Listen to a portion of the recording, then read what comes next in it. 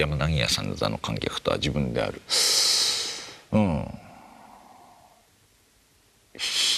話し家になって長らくそう思わなかったんですけど、ここのとこちょっとね、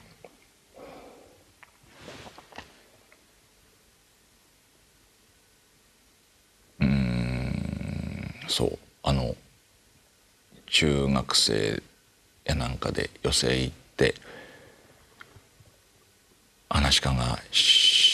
描く落語の世界に一緒に入り込んでワクワクしてた。その感覚を自分がやってる落語で味わえるかしら。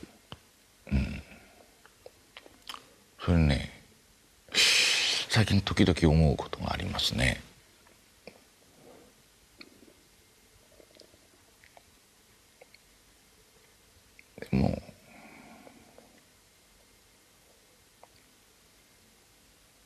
でもね、自分に自信がないですからね、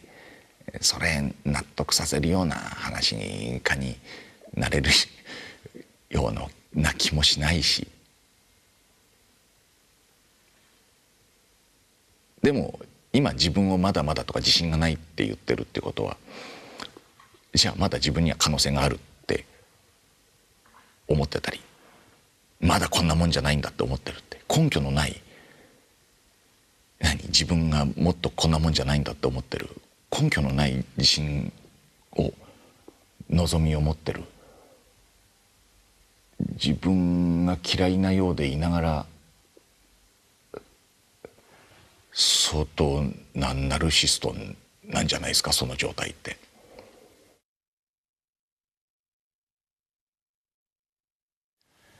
いやこれは本当にで満足しちゃったら多分その時点でやめちゃうんじゃないですか。どんなにお客様が喜んでくれても、周りがいいよって言ってくれても、絶対まだまだってダメを出す自分がいるでしょうし、そういう感覚でありたいですよね。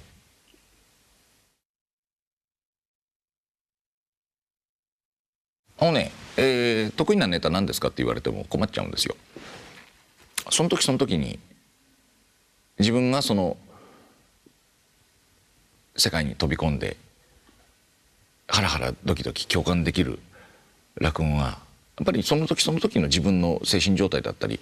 なんかいろいろ人生経験の積み重ねの過程によって違うんでしょう。だからその時興味のある話がやってて一番楽しいってことは、きっとお客様も楽しんでくれるんではないかしらと思っております。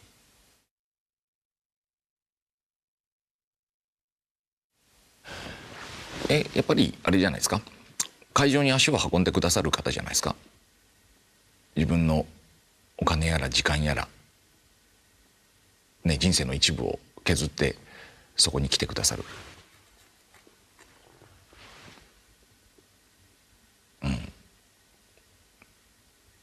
そう考えるとちょっとね、途方もないことだなって気はしますよね。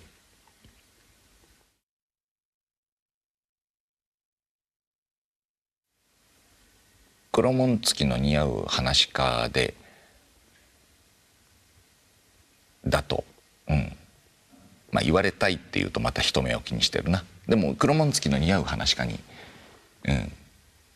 なりたいんです。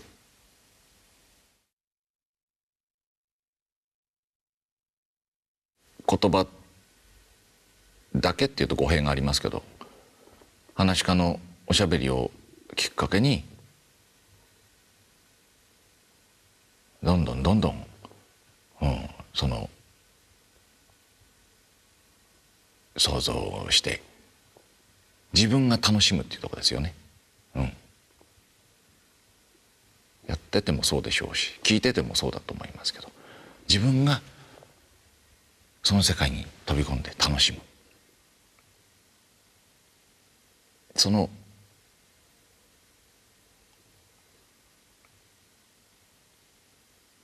自分で楽しむ部分のその仕事が多いっていうのかな、なんていうのかな、作業が他のものより多い。逆に言えば話し家からの情報が少ないっていう方が言い方になるのかもしれないけど、自分の力で楽しめる感覚が強いところですね、他のものよ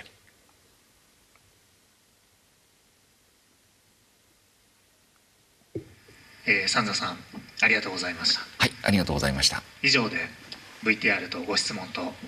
終わりになります。はい。もし最後に何か番組などに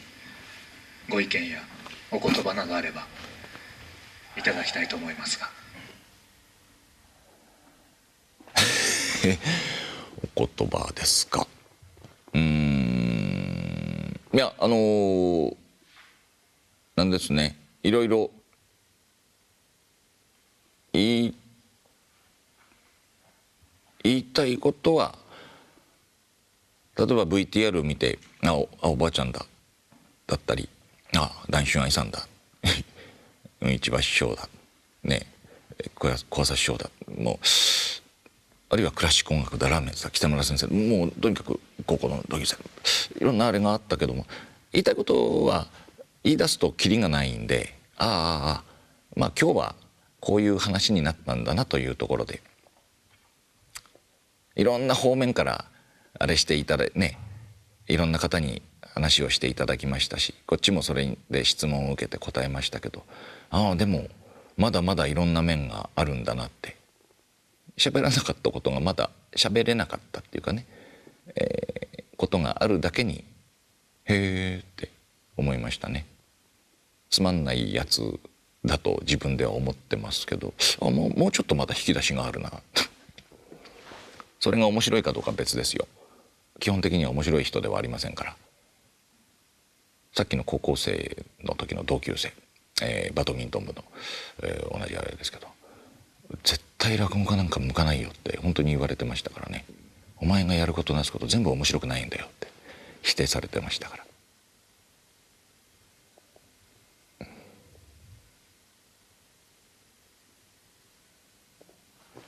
まあそんな感じでございます。